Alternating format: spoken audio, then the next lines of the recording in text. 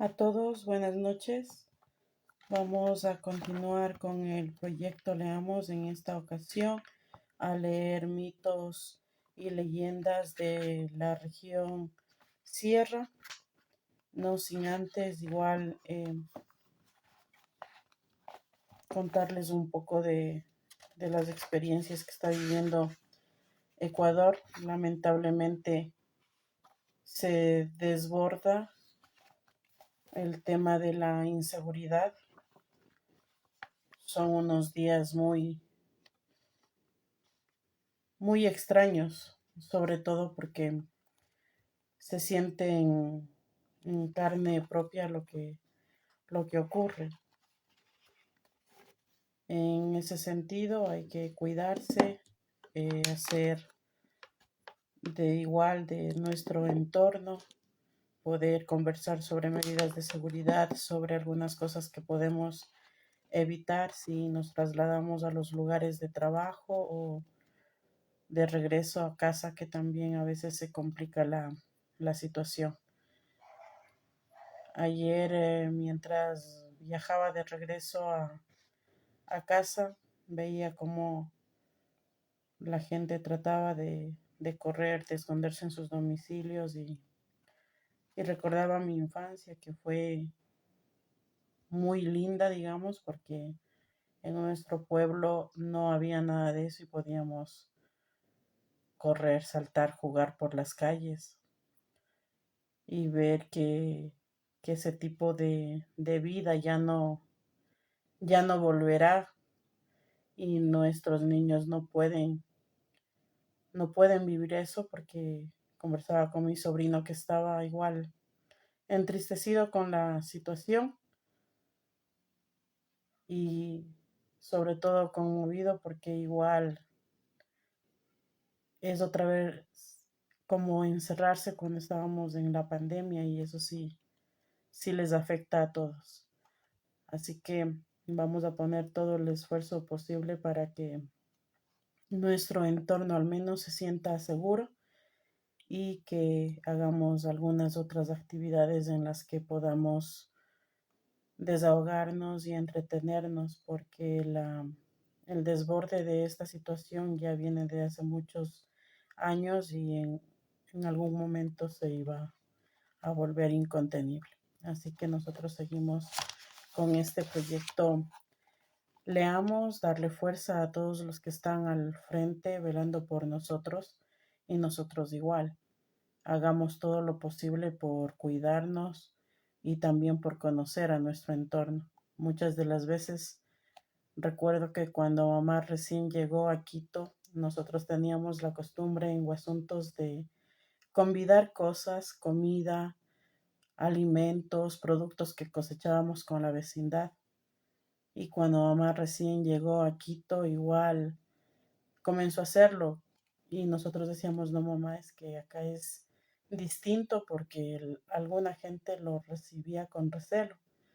Pero el primer lugar que llegamos a vivir como familia acá en Quito era un barrio muy unido, de personas muy cálidas, que con todo el gusto recibían lo que nosotros les podíamos convidar. Y siempre teníamos algo que compartir y conversábamos, y creo que la seguridad en ese tiempo era más fuerte porque nos conocíamos entre los vecinos. Luego, con el tiempo, igual ya nos cambiamos de lugar y ya no sabes cómo se llaman las personas del frente o de al lado, simplemente los saludas como vecino o vecino.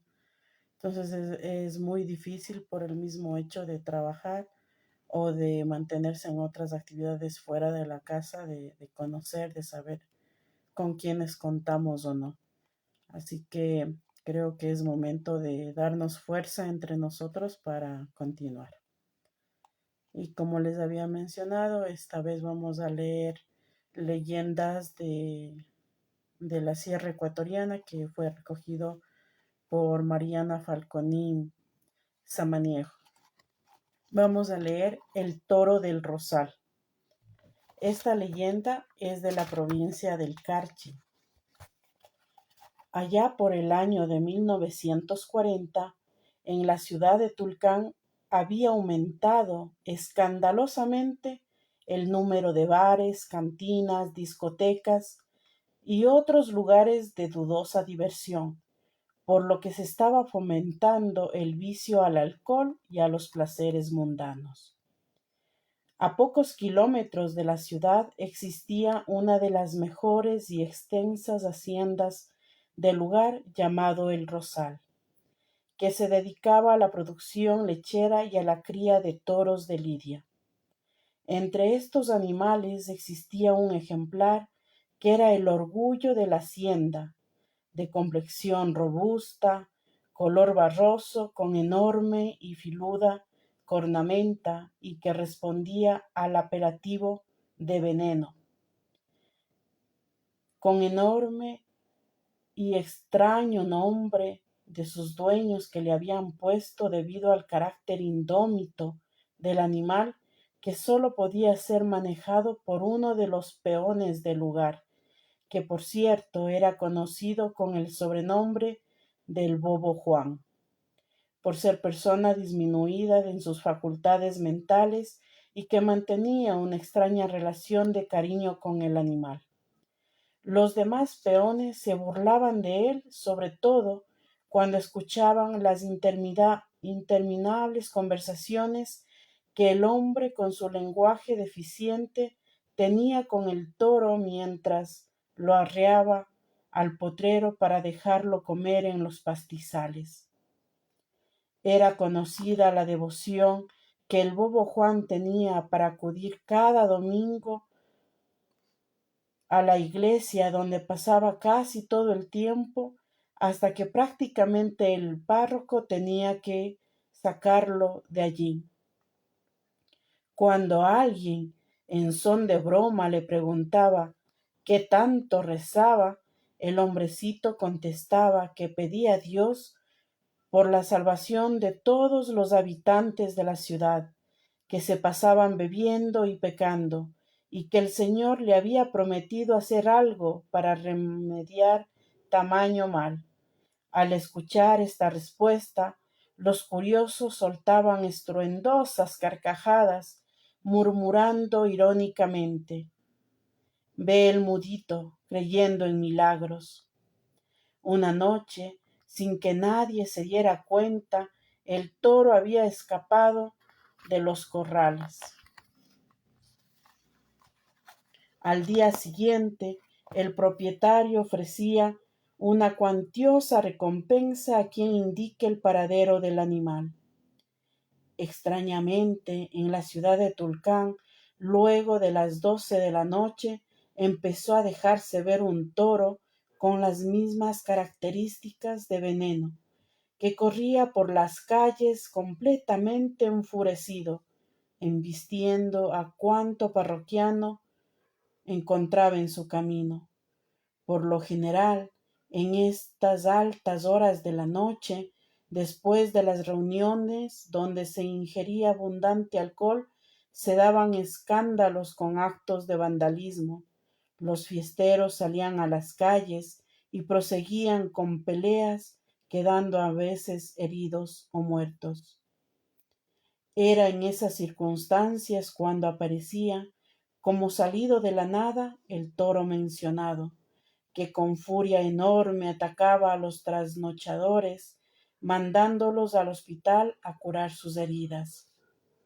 El toro del Rosal continuó rondando la ciudad por mucho tiempo, sin que su dueño pudiese atraparlo, aunque varias noches intentaron hacerlo con ayuda de varios hombres de la hacienda, ya que el Bobo Juan tercamente se negaba a ayudar a dominarlo.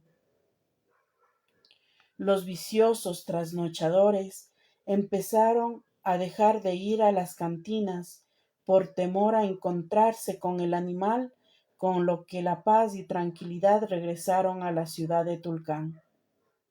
Llegó la noche que el animal ya no se presentó en las calles de la ciudad. A partir de entonces, nunca nadie volvió a saber de Veneno, el famoso toro del Rosal. Y cosa extraña, El bobo Juan también desapareció misteriosamente por la misma fecha. Cuentan los curiosos que a veces, a lo lejos, en el páramo, muy cerca del cielo, han visto o han creído ver la silueta de un hombre estrechamente abrazado con un enorme toro de lidia. Este es el mito de la provincia del Carchi, denominada el Toro del Rosal. Vamos a leer de la provincia de Imbabura, los bandoleros de los páramos de Mojanda.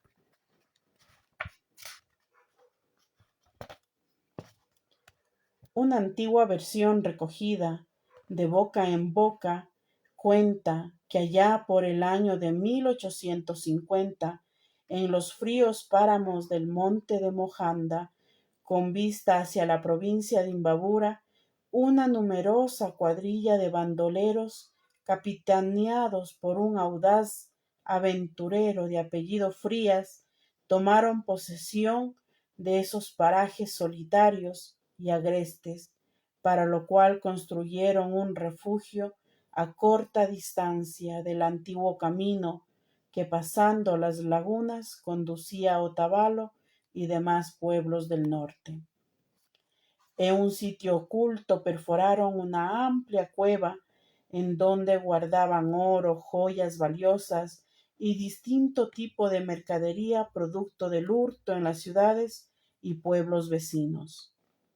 El capitán Frías era alto, fornido y bien parecido, de tez morena, carácter temperamental y algo violento, aunque a veces era culto y caballeroso, sobre todo con las damas.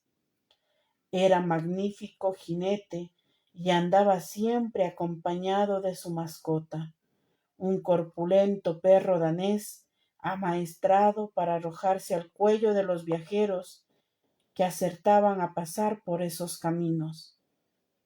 Era una especie de Robin Hood, que jamás asaltaba a los pobres, más bien en algunos casos los ayudaba.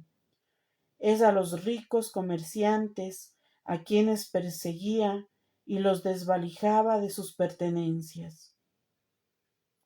Cierta ocasión, uno de los subalternos le entregó unos pocos reales robados a una infeliz mujer que pasaba por el camino con sus 2 hijos menores de edad. Frías montó en cólera. ¿Cómo te atreves a robar a una mujer sola e indefensa?, preguntó indignado. Perdón, jefe, yo creí que había que asaltar a cualquiera que pasara por el camino. Devuélvele ese dinero y añádele estos pesos inmediatamente, bramó el capitán. Acto seguido, ordenó a su lugarteniente azotar al bandolero para que en lo sucesivo no asalte a mujeres y niños. Los domingos estos bandoleros descansaban de asaltar a los viajeros y el capitán con sus subalternos se entretenían jugando a la pelota de guante en una plazoleta que ellos habían terraplenado en esos parajes de Mojanda.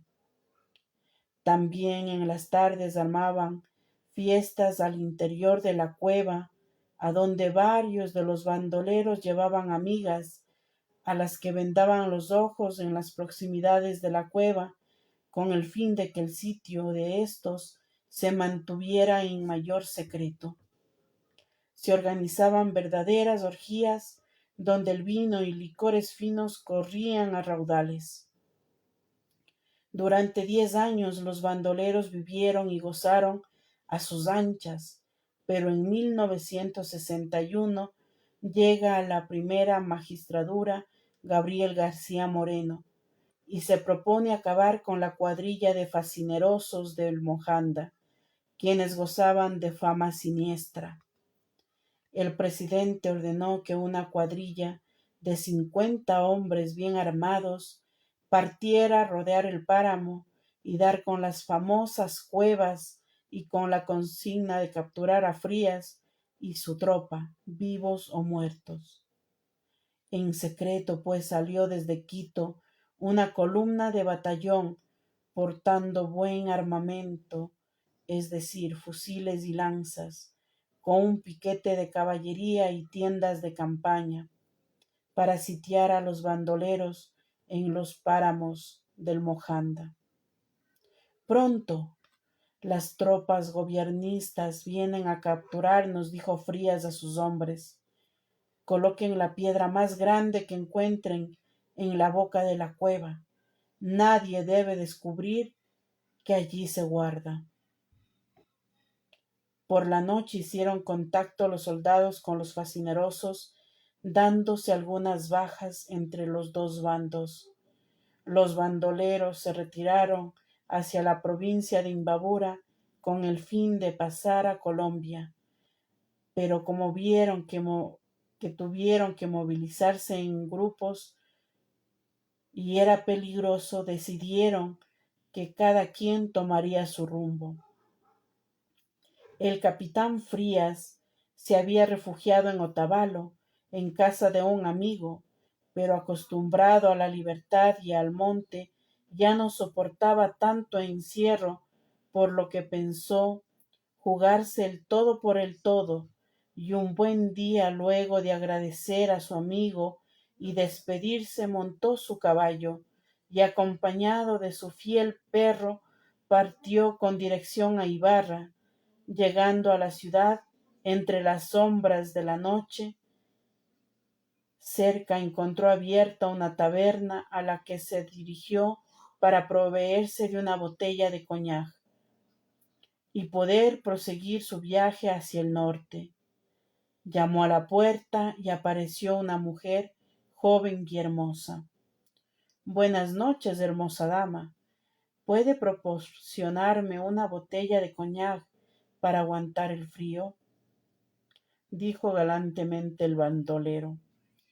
El joven le vendió la botella y mientras lo hacía, no perdía tiempo en mirar a sus anchas al hombre, reconociéndolo en el acto sobre todo por la compañía del perro y por el par de pistolas que traía al cinto. Aquí tiene, señor. ¿Está de paso por estas tierras?, preguntó con coquetería. Así es, bella señorita. Voy hacia el norte por unos negocios que tengo que realizar y me alegro haberme detenido en este lugar para conocer a tan hermosa dama como usted, dijo el bandolero, que no perdía sus aires de don Juan.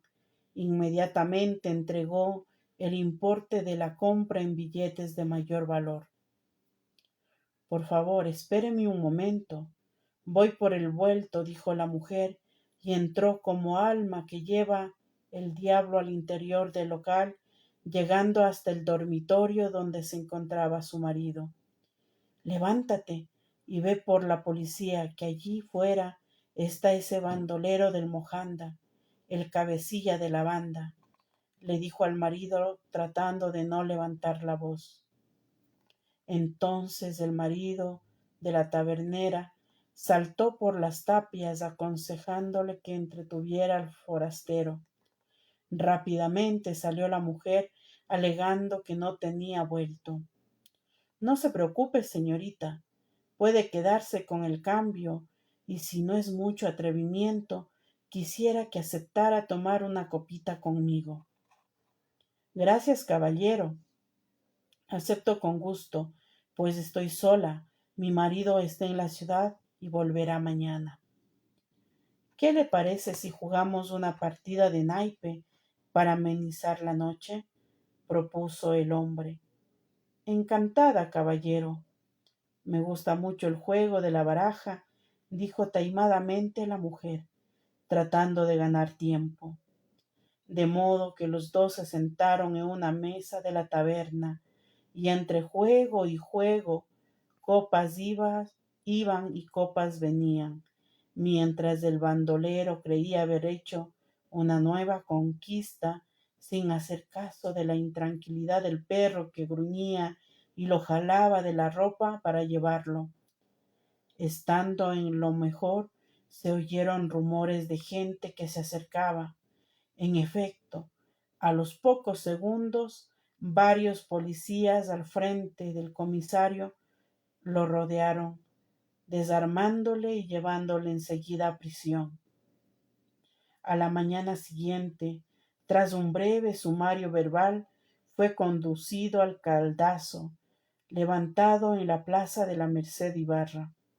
Al frente del reo se situó un piquete de soldados armados de sus rifles, y a la orden de fuego el cuerpo del célebre capitán Frías fue traspasado por las balas, siendo luego sepultado en el cementerio público. Así termina esta leyenda de la provincia de Imbabura. Ahora vamos a leer otra de las leyendas de la provincia de Cotopaxi, que se titula Amores volcánicos.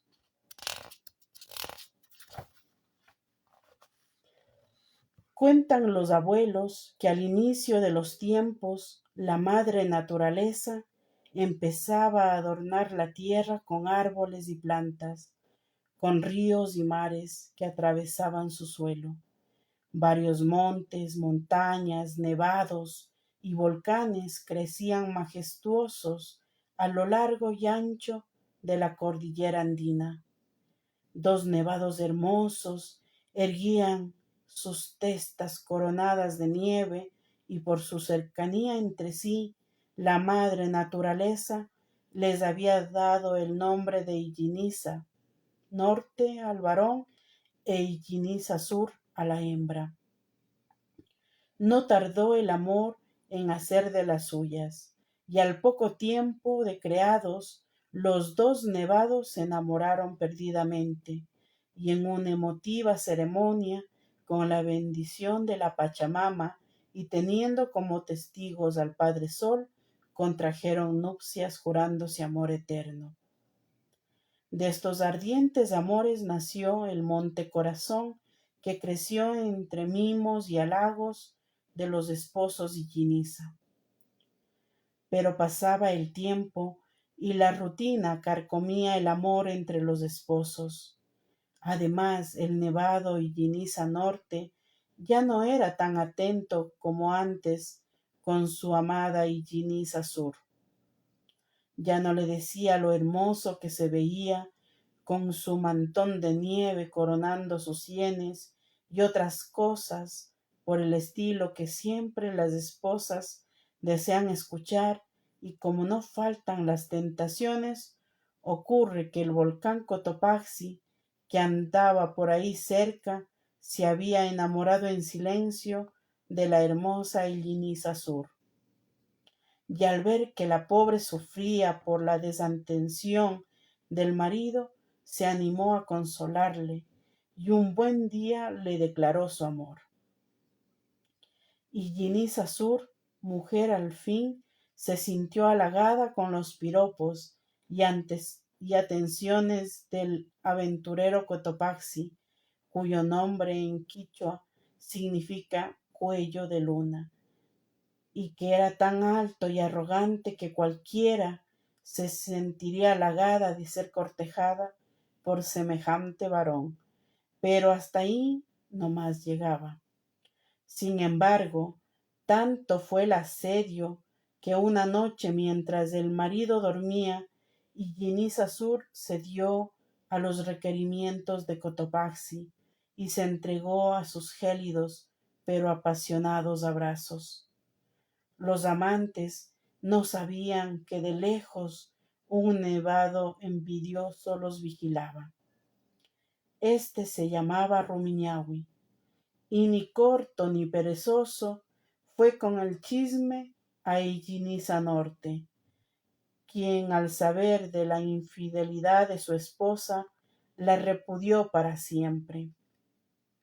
De todo esto, el que más sufrió fue el hijo, el Monte Corazón, que al igual que su nombre era muy sensible, y al saber que sus padres se habían divorciado, rompió en llanto. Tanto lloró y lloró el pequeño que sus lágrimas formaron una laguna, la que se conoce con el nombre de Quilotoa, la laguna encantada. Así termina este mito de los amores volcánicos del Cotopaxi. Bueno, y algunas palabras al menos sí les cambiaría yo. Por ejemplo, en el momento que dice al fin mujer, que por eso era débil para las tentaciones. Yo creo que todas las personas somos débiles alguna vez a las tentaciones, hombres o mujeres. Ahora vamos con una leyenda de la provincia de Tungurahua que se llama La Joaquina. Hace algunos años, una bella mujer de nombre Joaquina, oriunda de Píllaro, uno de los poblados más antiguos de la provincia de Tungurahua, se quitó la vida lanzándose a un precipicio en el tramo de la carretera comprendida entre Ambato y Píllaro. Dicen los enterados que esta bella mujer era esposa de un chofer de camión joven y apuesto, con un defecto muy arraigado entre sus congéneres, la de tener un amor en cada ciudad por donde viajaba. La esposa entonces vivía el tormento de los celos, a pesar de que se daba modos para ir con él en sus viajes y poder vigilarlo de cerca. El infiel se las ingeniaba para verse con sus amantes. En una ocasión, cuando el esposo de Joaquina se negó sospechosamente a llevarla con él, la mujer le reclamó su comportamiento. ¿Por qué no quieres llevarme contigo? Estoy aburrida de quedarme tanto tiempo sola. Tu lugar es la casa. Además voy a trabajar, no a divertirme, le contestó el hombre. Joaquina, sin poder dominar su desconfianza, decidió seguirlo a escondidas, para lo cual fletó un vehículo que la llevaría tras el camión del esposo. Al llegar a uno de los paraderos, observó que el hombre estacionaba su camión y se dirigía a una casa pequeña, donde al golpear la puerta fue recibido afectuosamente por una joven mujer. Joaquina, presa de los celos, corrió al lugar y empujó la puerta, encontrando a su amado en brazos de aquella muchacha. El infiel se quedó sorprendido y no atinó a reaccionar, por lo que la esposa aprovechó la situación para retirarse del lugar, deshecha en lágrimas. Se subió a la camioneta que había contratado y le pidió al chofer que la dejara en una determinada curva. Luego de cancelar el dinero al dueño del vehículo, que se retiró extrañadamente al ver que la bella mujer se quedaba sola en el mismo sitio de la carretera desolado y bordeado por abismos a tan alta hora de la noche, Joaquina, presa de la desesperación y sin pensarlo dos veces, se lanzó al vacío. Su muerte causó gran consternación en la población donde era muy estimada. La leyenda finaliza diciendo que en horas de la noche una mujer de esbelta figura y vestida de negro, la Joaquina, deambula por aquel tramo en la carretera, atrayendo a los viajeros nocturnos y a quienes andan de juerga, los que galantemente la invitan a subir a su vehículo y tratan de entablar conversación con ella. Pero al regresar a mirarla, ante el silencio de la dama, se topan con una macabra calavera de ojos que irradiaban fulgurante luz. Ante tan terrorífico espectáculo, los galanes perdían la cordura al ver al espectro y caían al barranco. Desde entonces, esta curva de camino donde han ocurrido muchos y extraños accidentes está considerada como un lugar maldito. Así son las leyendas y los mitos que se desarrollan en cada una de las localidades.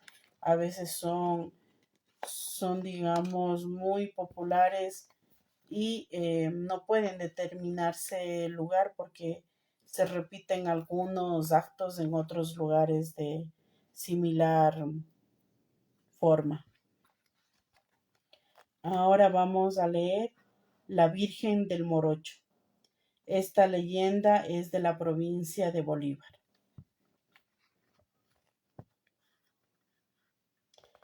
En un pequeño caserío de la sierra llamado Yaca, perteneciente a la parroquia La Asunción del cantón San José de Chimbo, provincia de Bolívar, hace muchos años ocurrió un suceso extraordinario.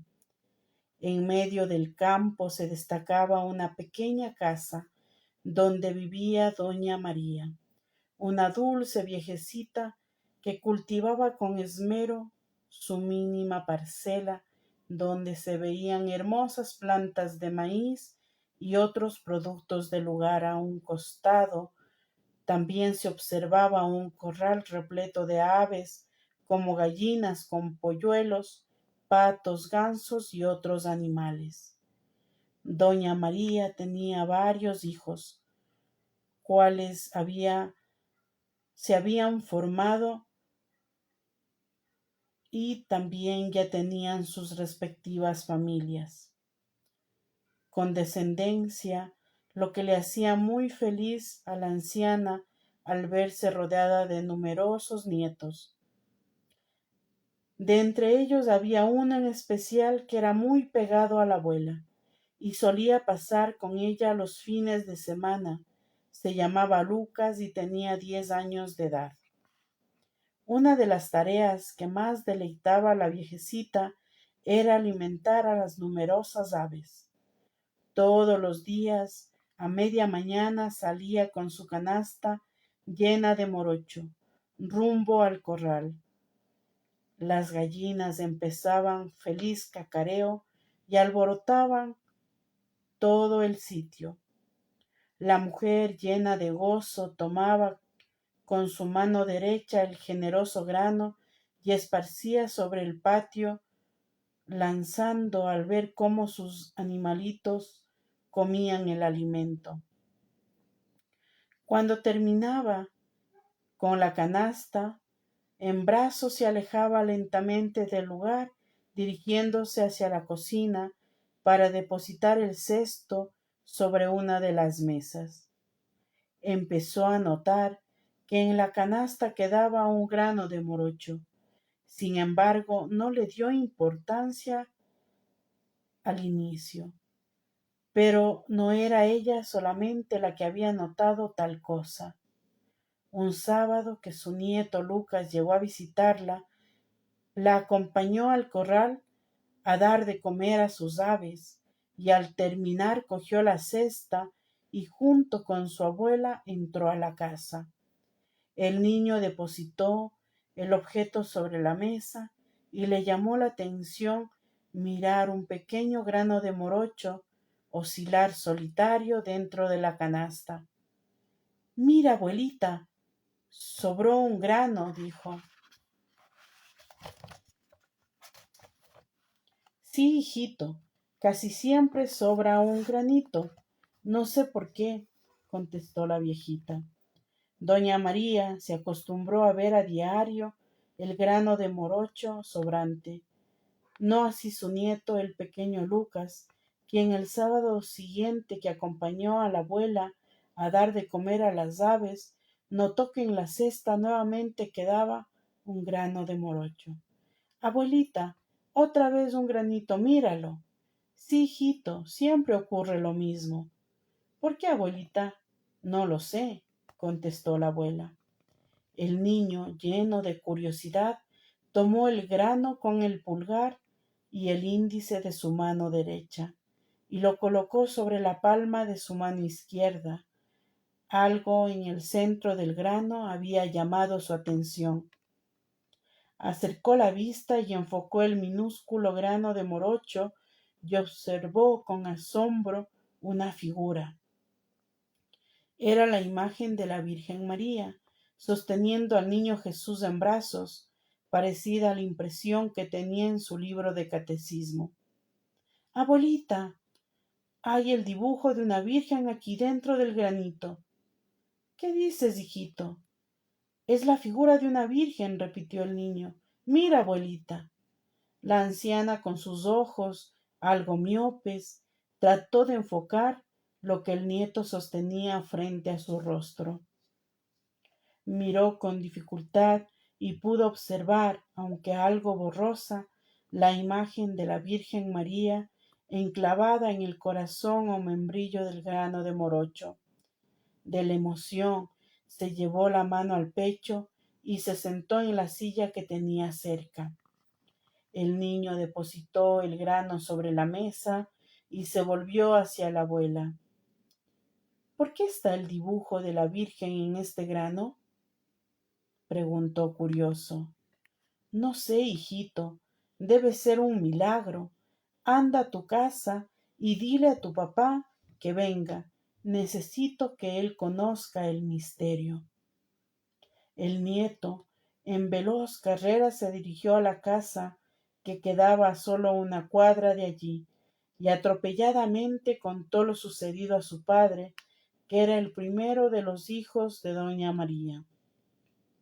Miguel, que así se llamaba el hombre, llegó a la casa de su madre y con cautela se acercó a la mesa. Tomó con sumo cuidado el grano de morocho que que la anciana le señalaba con el dedo y miró. El hombre no podía dar crédito a lo que las pupilas enfocaban.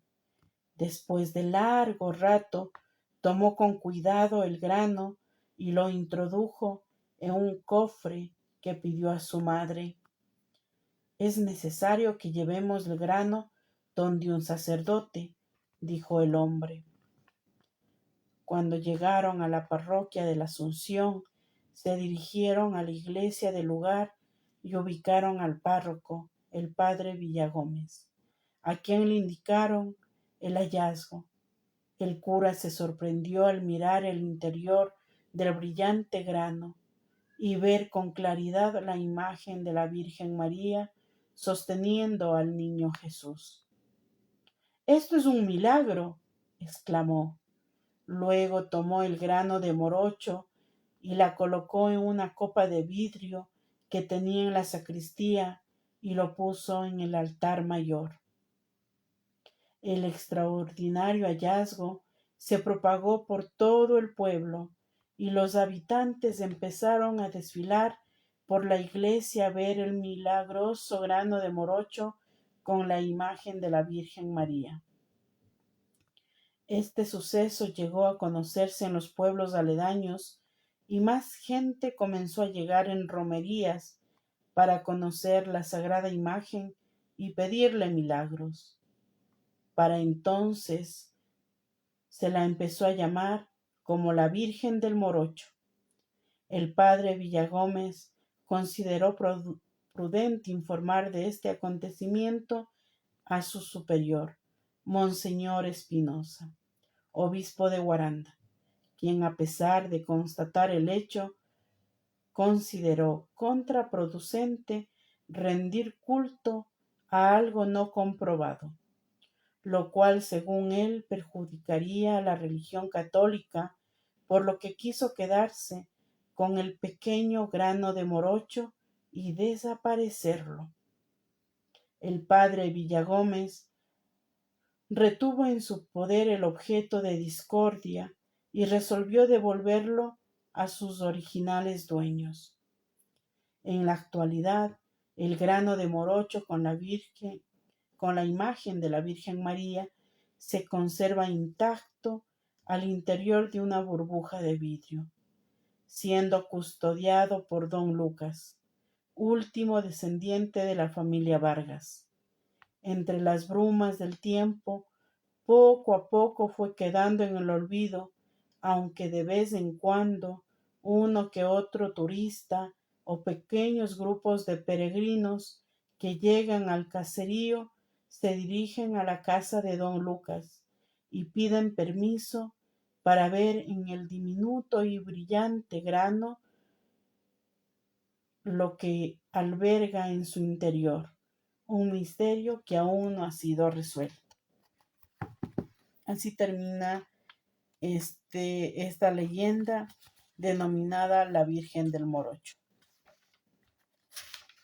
Vamos también a leer uno de los mitos de la provincia de la cual soy oriunda, el animero, de la provincia de Chimborazo.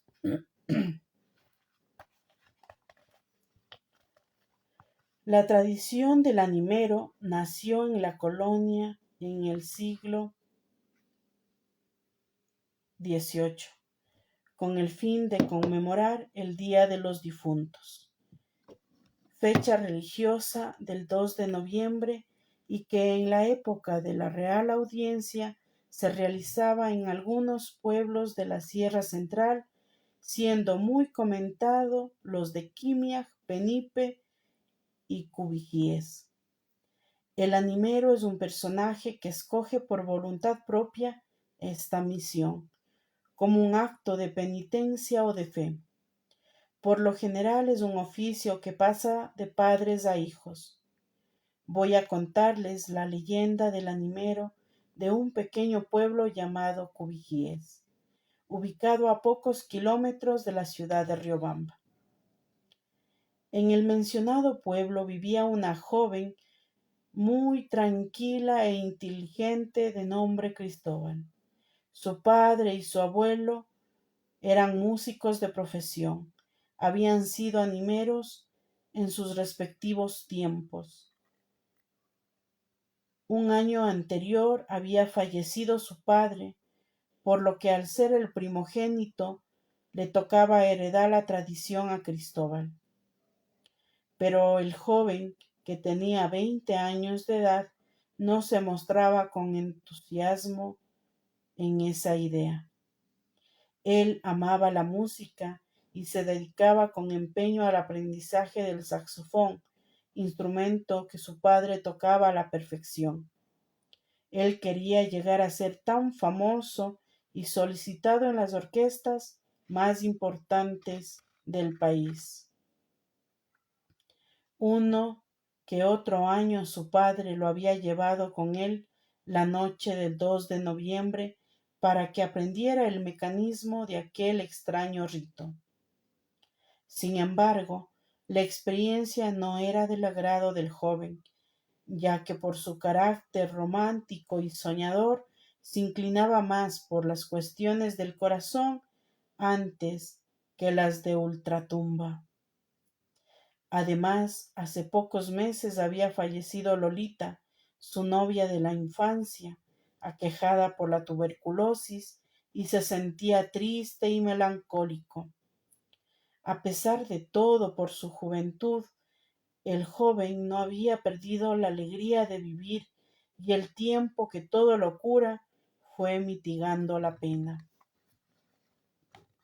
Los últimos días del mes de octubre, Cristóbal meditó que no podía evitar cumplir con la promesa que le hiciera su padre de tomar su lugar y seguir la tradición impuesta. La penitencia se da durante 9 noches y por el lapso de 9 años seguidos, por lo que el joven se dispuso a cumplir con su deber, y la tarde del primer día que debía empezar ese rito, tomó una larga siesta para aguantar la desvelada y al despertar, haciendo acopio de todo su valor, pidió a su madre que le ayudara a prepararse con la vestimenta y accesorios que pertenecieron a su padre. Se le colocó la túnica blanca con capucha para cubrir su cabeza. Anudó un grueso cordón en su cintura. Su madre le colocó en el cuello un gran crucifijo. En la mano derecha le puso una pesada campanilla de bronce y en la mano izquierda una calavera y un rosario. La madre del joven, que conocía el carácter tierno de su hijo y más que nada su débil condición física, pues de niño había sufrido muchas enfermedades y por el médico del pueblo sabía que el corazón de Cristóbal no era fuerte, le dio la bendición. Finalmente le dijo: Hijo mío, sé valiente y cumple con tu deber. Que el espíritu de tu Padre desde el cielo te acompañe. Estaré esperando tu regreso. Y por favor recuerda que no debes mirar atrás por ningún motivo. No se preocupe, madre. Luego de pocas horas estaré de regreso, contestó el joven. A paso lento, Cristóbal, el animero de Cubijíes, inició su recorrido partiendo desde la iglesia del pueblo, en cuyo altar lavó sus manos con agua bendecida y recibió también la bendición del párroco, para luego caminar por la calle principal haciendo sonar la campanilla durante todo el trayecto. De su garganta salía el cántico tradicional.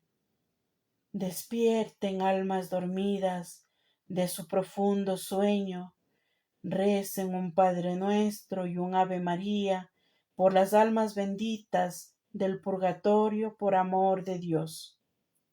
Al escuchar esta letanía, los habitantes del pueblo en sus casas se sobrecogían y rezaban, mientras en la calle los perros no dejaban de aullar.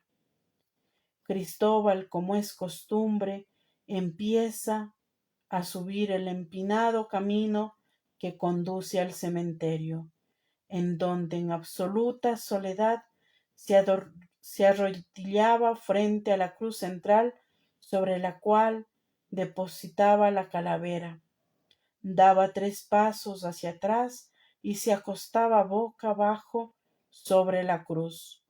Rezaba un Padre Nuestro y un Ave María, intercediendo por las almas del purgatorio. El ambiente sobrecogedor del lugar, donde las tinieblas de la noche apenas se disipaban con la luz de la luna, extrañadamente redonda, era capaz de poner los pelos de punta cualquiera. No se diga al joven quien sentía latir su corazón descompasadamente. Luego de todo ese ritual, Cristóbal sale del cementerio y recorre el camino andado hasta llegar a la iglesia, donde algunos fieles se han congregado a esa hora de la madrugada. Y el joven repitió el ritual noche tras noche, mientras un extraño decaimiento iba ganando su organismo. Su madre, al verlo así, quiso impedir que saliera la última noche, pues veía a su hijo muy desmejorado. Tenía fiebre y una tos persistente. Por favor, hijo, no salgas. Has cumplido tu deber más allá de lo que tu salud te permite. Voy a hablar con el párroco para explicarle que estás muy enfermo. Además, con lo que hiciste, tu Padre en el cielo debe sentirse muy orgulloso de ti. Precisamente por la promesa que le hice a mi Padre, debo terminar con esta penitencia. Hoy será la última noche y todo habrá pasado, dijo el joven. La noche del 2 de noviembre, Cristóbal volvió a vestirse ayudado de su madre. Cuando estuvo listo, le pidió la bendición y ella, presa de un extraño presentimiento, lo estrechó fuertemente entre sus brazos y le dijo: Que Dios te acompañe, hijo mío. Te estaré esperando y por favor, una vez más te pido que no vuelvas a mirar hacia atrás por ningún motivo. El joven realiza idéntico ritual al de los días anteriores, solo que esa noche siente que debe pasar por la tumba de su amada Lolita. Desvía entonces su recorrido, llega al lugar, se arrodilla y besa la lápida sin dejar de cantar su letanía. Siente que el espíritu de su novia fallecida le da fuerzas para seguir y sale del camposanto haciendo sonar la campanilla. Transpone el umbral de la puerta y piensa para sí mismo que ha superado la dura prueba, pues el camino de regreso es corto. Camina unos 10 pasos cuando de pronto, en medio del estremecedor silencio, escucha una dulce voz susurrante. Cristóbal, mi amor, no me dejes sola. Es la voz de Lolita, piensa estremecido, y sin darse cuenta peligrosamente regresa a ver. El viejo reloj de la casa de Cristóbal marca las 5 de la mañana. La madre, que no ha pegado los ojos esperando al hijo, no aguanta más y sale en busca del párroco de la iglesia. Juntos emprenden el indagatorio. Una vecina dice que hace varias horas lo vio pasar camino al cementerio. Se dirigen al lugar y quedan sorprendidos al mirar el cuerpo del joven tendido de bruces contra el suelo, con la cabeza ladeada mirando hacia la puerta abierta del camposanto y una dulce sonrisa en el rostro. Dios mío, mi hijo está muerto. Parece que regresó a ver algo y su débil corazón no resistió. No recordó mi advertencia de que no mirara hacia atrás, exclamó la mujer, mientras sus desesperados sollozos rompían el silencio de la madrugada y atraían a la gente del pueblo que se amontonaba temerosa alrededor del cadáver del animero. Nunca nadie supo si fue por la superstición o por el ataque al corazón que murió el joven. Lo que sí cuenta la leyenda es que a partir de entonces cualquier animero que se precie de serlo y quiera seguir con vida no puede olvidar que no debe regresar a ver atrás por ningún motivo. Así termina esta larga leyenda de la provincia de Chimborazo, denominada El Animero.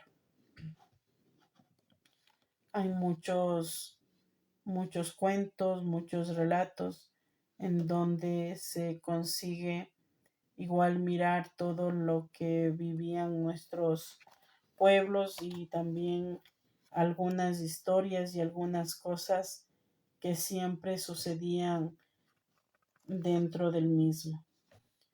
Muchas de las ocasiones igual siempre hemos tenido la oportunidad de compartir con gente adulta en donde nos mencionaban, y sobre todo en la casa papá y mamá, como les había conversado algunas veces, nos reuníamos alrededor de la cama de ellos para escucharles algunas noches estos cuentos y leyendas.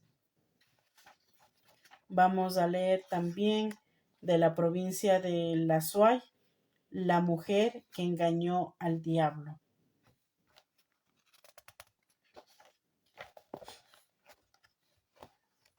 Gracias a todas las personas que se han conectado. Un abrazo por estar siempre pendientes y así compartir un poquito de algo distinto a lo que podamos hacer en estos días.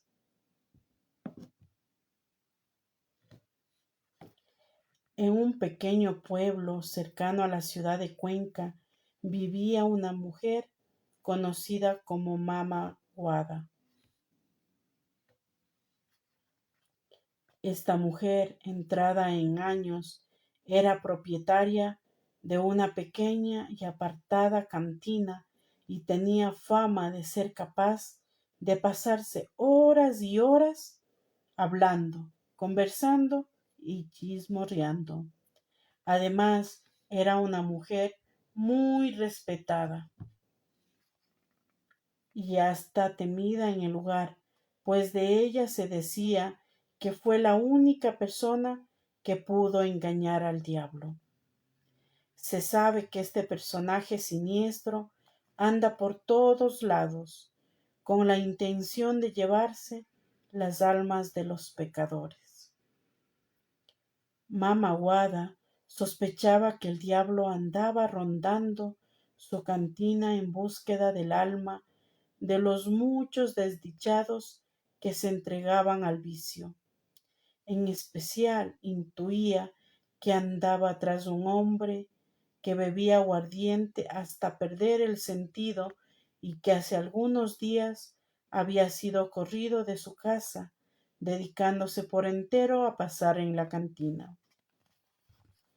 Una de aquellas noches amenazaba caer un terrible aguacero. Los rayos y truenos empezaban a llenar el aire con un sobrecogedor espanto, obligando a los parroquianos a correr y guarecerse en sus casas. Solo el borrachito se quedó sentado junto a la barra, y un poco más lejos un hombre vestido de negro, con un sombrero de ala ancha que se tapaba el rostro. La mujer presentía que esa sombra era el mismísimo diablo que había escogido esa noche para llevarse el alma del pobre hombre, por lo que prontamente tramó un plan para desenmascarar al maligno. Esperó que la víctima se dirija al patio posterior de la casa para orinar. Lo siguió y le dio un golpe para noquearlo por un rato. Acto seguido, se vistió con ropas parecidas a la del hombre y fingiendo ser él, regresó tambaleante a la barra, cogió el vaso de aguardiente y se lo tomó de un solo trago, como para darse valor, y esperó, esperó y esperó. Al poco rato sintió tras de sí la presencia del diablo por el tufo azufre que le llegó en densas oleadas. Tu alma me pertenece, gritó el demonio con su voz cavernosa. Mama Guada dio la vuelta sorpresivamente y se encaró al personaje sin darle tiempo para que reaccionara. El maligno no salía de su asombro al ver a la mujer frente a sí, pues nunca antes nadie había conseguido descubrirlo y enfrentársela como ella lo hacía. No soy tu víctima y no tengo miedo. Vete de aquí por un maldito demonio, contestó la mujer y empezó a reprocharle las maldades que cometía contra los simples y sufridos mortales. Hablaba y hablaba sin cansarse, que terminó avergonzando y mareando al diablo con su impresionante verborrea, el cual se declaró vencido y suplicó a la mujer que acabara de callarse.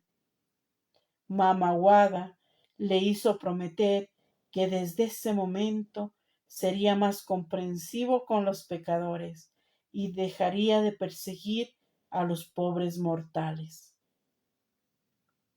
El diablo, para librarse del ataque verbal de la mujer, prometió lo que le pedía y emprendió veloz carrera de regreso al infierno.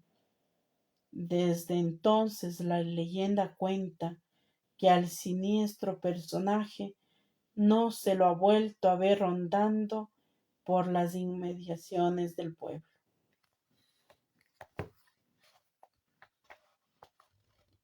Esa es una de las leyendas de la provincia de La Suay.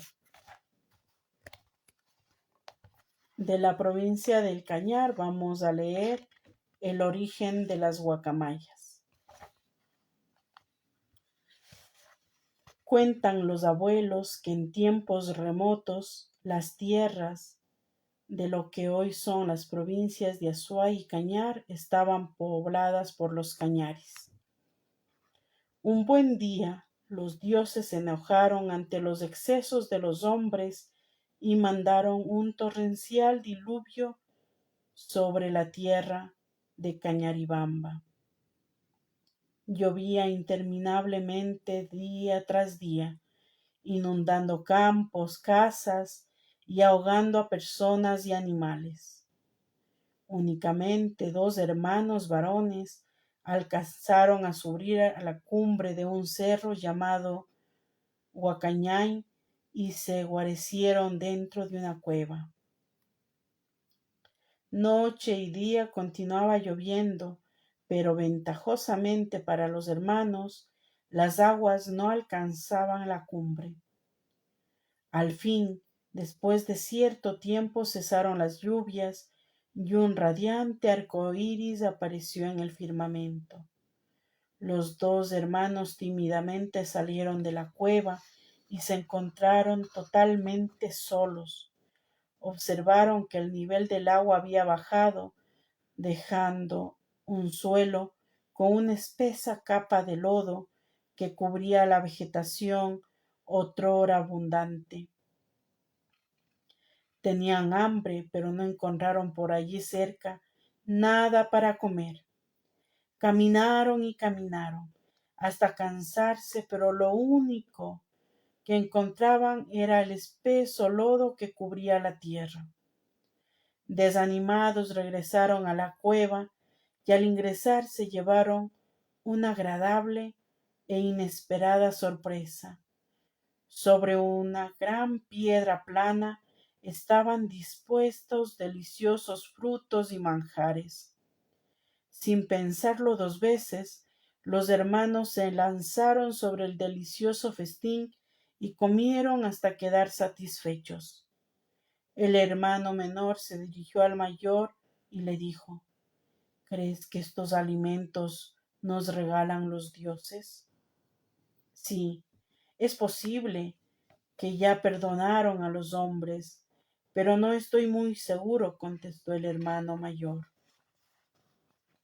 Al segundo y tercer día ocurrió lo mismo, por lo que llenos de curiosidad decidieron que al cuarto día se quedarían escondidos para saber qué era lo que pasaba. Grande fue la sorpresa cuando vieron ingresar silenciosamente a 2 guacamayas, que son aves de vistosos colores, con rostro de mujer y cabello largo atado a la usanza de las mujeres cañaris, y que traían en sus alas los manjares, los cuales depositaban sobre la piedra y arreglaban la mesa.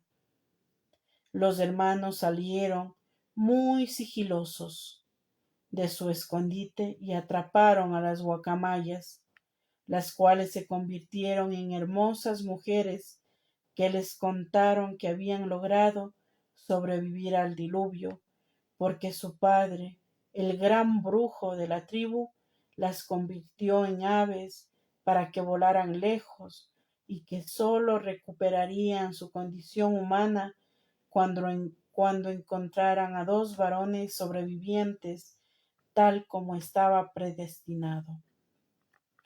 Los 2 hermanos se casaron con las 2 hermanas, y estas 2 singulares parejas repoblaron la tierra de los cañares.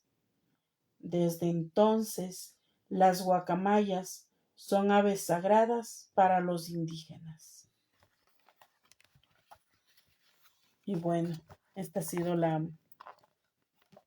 leyenda de las guacamayas, sobre todo contada en la provincia del Cañar.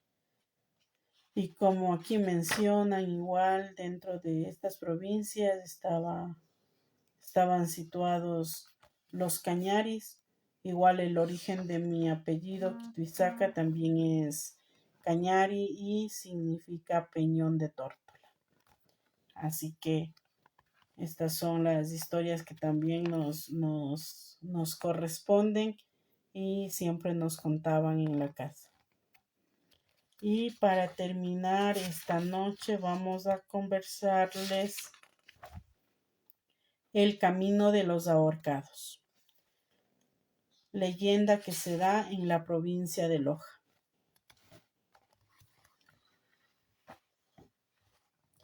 La siguiente historia es de un amor maravilloso tocado por la tragedia. Tuvo su inicio en el viejo hospital San Juan de Dios de la ciudad de Loja. En ese hospital existía un pabellón conocido con el nombre de aislado, donde eran recluidos los enfermos de lepra, que en ese entonces era un mal incurable y contagioso. Tales enfermos eran atendidos por abnegados galenos, que tomaban todas las precauciones para no ser contagiados. Aun cuando algunos sucumbían a tan terrible mal. De igual manera, las enfermeras que estaban más en contacto con los leprosos frecuentemente eran víctimas del contagio, por lo cual no se encontraba con facilidad personal que quisiera trabajar en el pabellón del hospital, salvo casos de personas que por situaciones desesperadas aceptaban laborar en dicho lugar.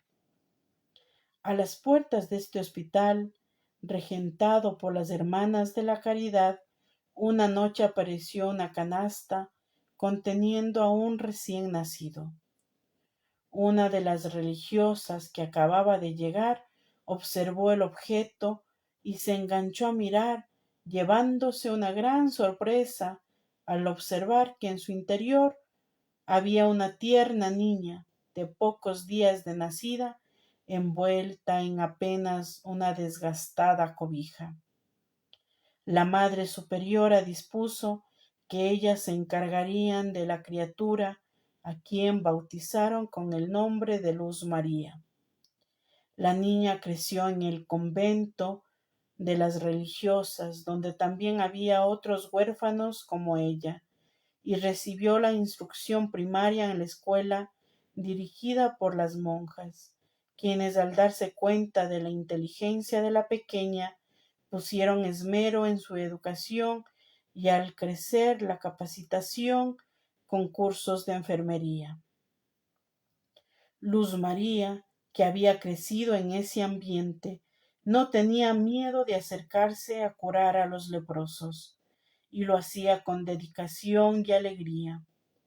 Tenía para entonces 20 años, y luego de cumplir con su trabajo, gustaba de salir a correr por la colina sembrada de eucaliptos, ubicada en la parte posterior del hospital. En uno de esos paseos se encontró con Felipe, un joven estudiante de leyes que caminaba lentamente por el sendero, revisando su cuaderno de apuntes y estudiando para el examen que pronto debía rendir. Chocaron en el angosto Chaquiñán y se quedaron mirando sin saber que Cupido había hecho de las suyas al dispararle su dardo. Se enamoraron de inmediato y empezaron a verse diariamente en el solitario camino que para ellos tenía el mejor paisaje del mundo. Se amaron intensamente, con un amor casto y puro que duró mucho tiempo. Llevaban ya 2 años de conocerse y el joven aseguraba que se casaría apenas culminara sus estudios y consiguiera un trabajo. Mas el destino ya tenía otro veredicto. Un día que Luz María estaba en su pequeño cuarto del hospital, al peinarse miró que en su peine había quedado una gran cantidad de cabello, mas no le dio importancia. A la semana siguiente, durante un intervalo de descanso en su trabajo, decidió arreglarse las uñas, y de pronto una de ellas se la movió, y al jalarla suavemente se desprendió por completo. La joven se quedó paralizada de terror, pues sabía lo que aquello significaba, pero en el fondo de su alma abrigaba la esperanza de que no fuera lo que estaba pensando. Así que inmediatamente corrió a consultar con el médico de turno, quien solo ratificó su terrible presentimiento.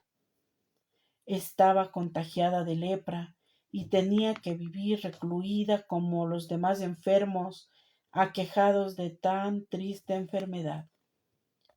Luz María, desesperada, corrió hacia la colina ubicada atrás del hospital hasta llegar al camino donde a diario se veía con su amado. En su interior ya había tomado una decisión. Prefería morir antes que arrastrar con el suplicio de su enfermedad.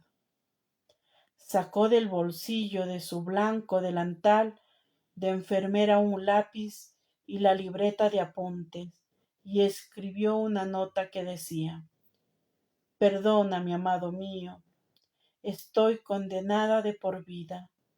He contraído la lepra y no quiero que tú me veas morir con ese tormento. Te espero en la eternidad. Tuya para siempre, Luz María». Tomó inmediatamente varias cabullas que estaban por allí e hizo una soga con la cual se subió a un árbol que estaba cerca.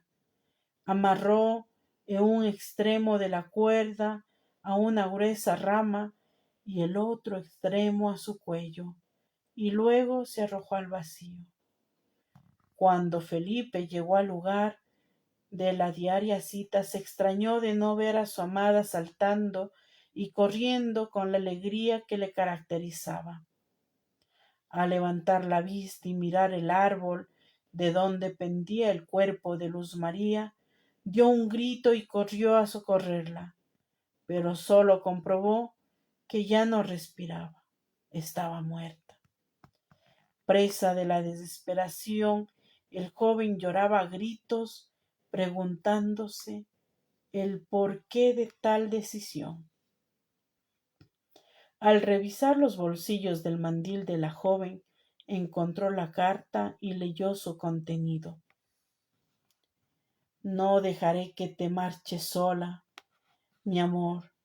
Yo iré contigo, pues la vida sin ti, sin tu presencia, ya no tiene ningún sentido», exclamó loco de amor y loco de dolor. De inmediato, lleno de febril desesperanza, coge varios cabullos, los trenza fuertemente y amarra un extremo a su cuello y el otro a la rama del árbol de la cual pende el cadáver de su amada. Las primeras personas que pasaron por el lugar de los hechos encontraron a los dos cadáveres de los jóvenes enamorados suspendidos de la misma rama del árbol de guavo que crecía a la orilla del camino. Todos los habitantes de aquella pequeña ciudad, que entonces era Loja, se conmovieron hasta las lágrimas al conocer el triste final de la historia de amor de aquellos jóvenes. A partir de entonces, aquel fue llamado el camino de los ahorcados, y casi nadie se atrevía a transitar por él, especialmente durante la medianoche, pues se decía que dos sombras corrían y jugaban por este camino hasta que aparecían las primeras luces de la madrugada. Según la leyenda, estas sombras eran las almas en pena de los dos infortunados jóvenes, que no podían descansar en paz, porque se habían ido de este mundo por mano propia, contraviniendo las leyes de Dios. Y así termina la noche de estas lecturas de mitos y leyendas de la Sierra Ecuatoriana. Hay muchísimo por recopilar, así que es, como les decía, es buenísimo sentarse con nuestros abuelos, con nuestros tíos, hermanos, papás, para contarnos estas historias y también nosotros hacerlo con los descendientes, con nuestros sobrinos, con nuestros hijos, para que ellos igual lleven en su memoria oral todos estos cuentos y leyendas que en algunas de las ocasiones tienen unas terminaciones de fábula, porque son reflexiones y eh, enseñanzas que nos dejan. También cada vez que leo este tipo de leyendas y mitos, hay cierto parecido en cuanto a esto de que se asoma el diablo para advertirte que te portes bien. Ahí es cuando a nosotros como niñas nos entraba la duda de que el diablo tampoco era malo. Sin embargo, eso será ya para una próxima discusión o conversación dentro de estas tertulias que estamos manteniendo las noches. Agradecerles a todos por conectarse, estar siempre pendiente y desde acá les envío mucha fuerza también y nos toca cuidarnos a todos. Así que también mandarle un fuerte abrazo a un coterráneo de nosotros en el Cantón Alausí, policía que fue igualmente asesinado en Obol. Prácticamente el círculo es como la pandemia cuando comenzó a acercarnos más y más, está sucediendo. A tener valor, fuerza, y a veces la resignación no es suficiente, pero nosotros como personas aún con vida tenemos la obligación de cuidarnos y cuidar también a los nuestros y sobre todo enseñarles que hay otras formas de vivir, que la violencia atrae más violencia y nada más.